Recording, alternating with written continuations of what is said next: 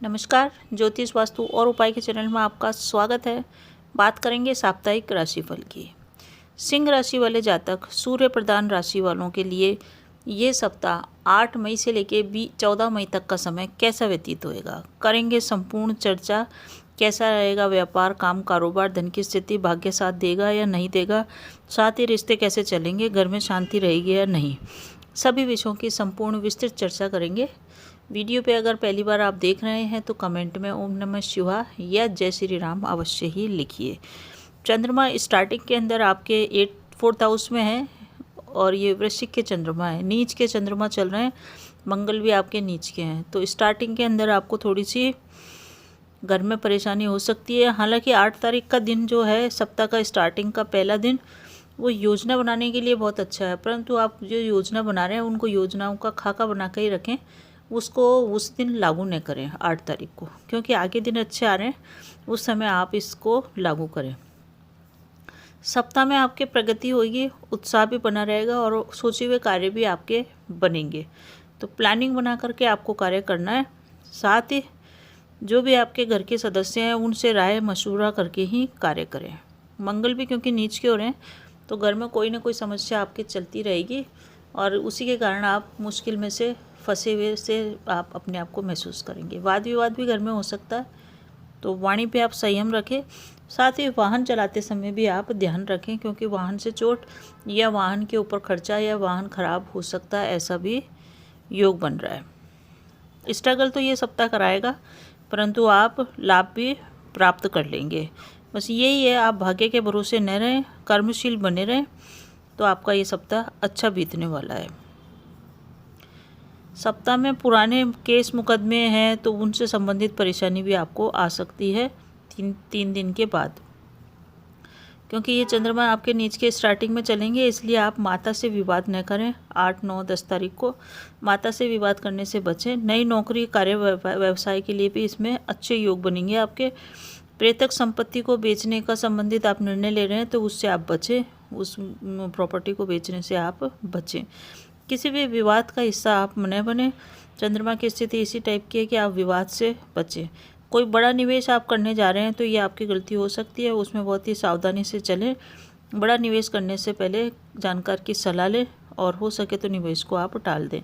पारिवारिक और सामाजिक समारोह में जाने का मौका मिल सकता है, परंतु पारिवारिक या सामाजिक रूप से आपकी कलह भी हो सकती है, इसीलिए कलह विवाद किसी से न करें, वरना आपका भाग्य आपका इतना साथ नहीं देगा और साथ ही आपको सहयोग भी नहीं मिलेगा। वीकेंड आपका अच्छा जाएगा।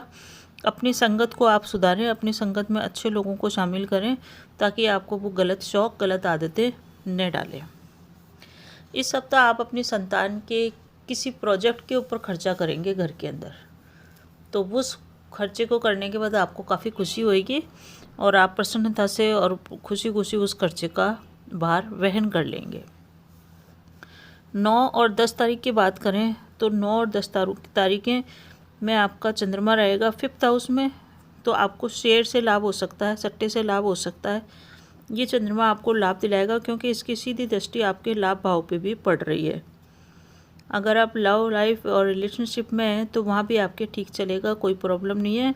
5th में आपके स्वयं की उसमें लव लाइफ में ही चंद्रमा है, तो लव लाइफ में पुराने मतभेद हैं तो वो भी आपके ख़त्म हो जाएंगे। अपनी तरफ से कोई मतभेद अगर आप उठाएंगे तो बात बिगड़ेगी ही बिगड़ेगी, तो आप विवाद न करें। लव लाइफ आपकी अच्छी चल रही है। माता से भी आपको सुख प्राप्त होएगा इस समय 9 और 10 तारीख को। और संपत्ति का अगर कोई बंटवारा चल रहा है, उससे संबंधित कोई बात है तो वो बात आगे बढ़ेगी, परंतु बढ़ेगी जब आपके माता से संबंध सही होंगे। आपकी संतान अगर बड़ी है तो संतान से आपको धन का लाभ भी होता हुआ दिख रहा है। 5th का चंद्रमा है तो विवाह के अच्छे अच्छे रिश्ते आपके आ सकते हैं। लव लाइफ आपकी अच्छी चलेगी और लव लाइफ को विवाह में बदलना चाहते हैं तो उसके भी योग है। जीवन साथी से आपको सहयोग और प्रेम दोनों मिलेगा। अपने जीवन साथी का आप सम्मान करें। अब बात करते हैं ये अगली तारीखें की, जो है 11 और 12 तारीख, क्योंकि 9, 10, 8 तारीख को आप प्लानिंग बनाएंगे, 9, 10 को आप उस प्लानिंग को लागू कर सकते हैं और 11 और 12 को आपको उसमें फ़ायदा नज़र आएगा। आपकी शुरुआत में जो आपने प्लानिंग बनाई थी उससे आपको फ़ायदा आएगा। और ये तारीखें भी आपकी अच्छी है, 11 और 12। इस तारीख को आप खुश रहेंगे और आपका तनाव कम रहेगा। कुल मिला के ये तारीखें आपकी अच्छी है। इस समय आप अच्छा काम करेंगे और आर्थिक धन लाभ भी आपको प्राप्त होएगा।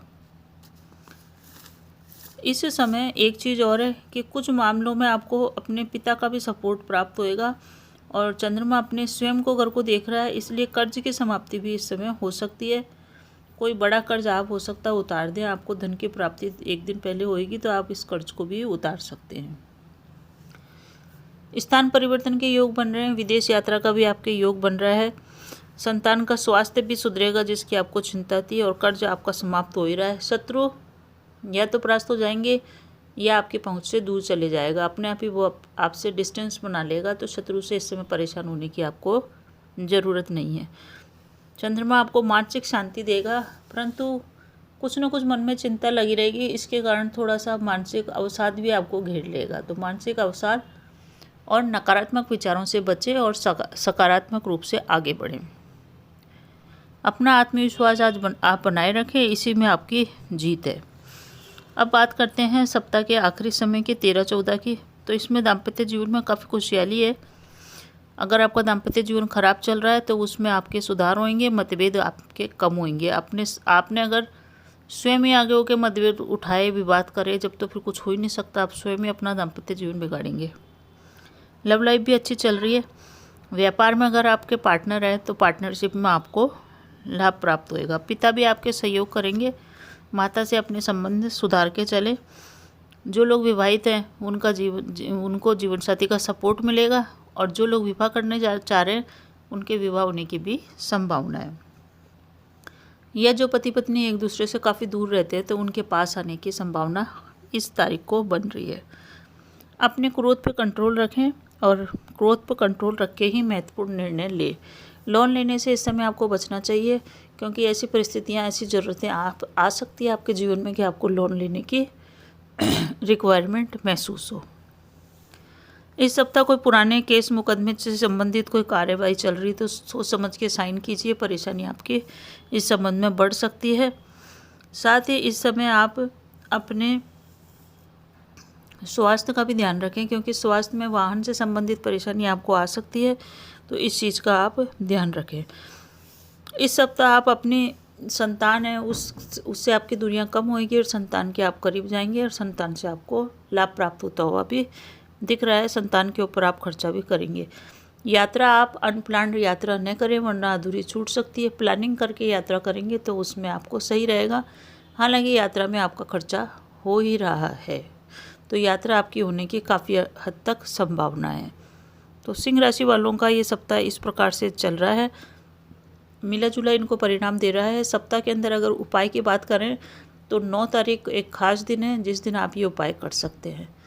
9 तारीख को मंगलवार है, साथ ही मूल नक्षत्र भी है।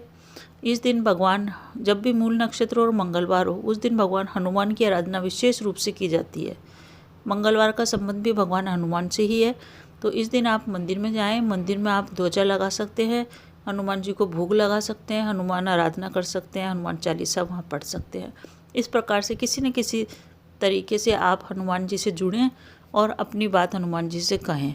ये छत्र योग का निर्माण करता है जब मूल नक्षत्र और मंगलवार हो। छत्र का मतलब जो राजा के ऊपर छतरी लगी रहती है सिंहासन के ऊपर, वो योग, तो वो उसी के लगता है जो राजा होता है। तो राजा जैसा जीवन जीना है तो इस दिन आप हनुमान आराधना अवश्य करें।